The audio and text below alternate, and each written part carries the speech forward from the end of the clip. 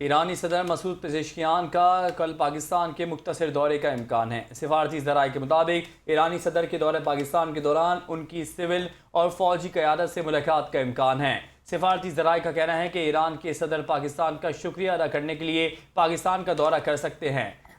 एक बार फिर अपने नाज़रीन को अहम खबर बताएं कि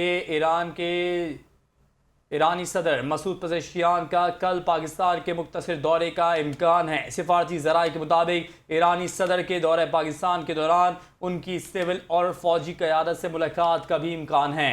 सिफारती ज़राए का कहना है कि ईरान के सदर पाकिस्तान का शुक्रिया अदा करने के लिए पाकिस्तान का दौरा कर सकते हैं।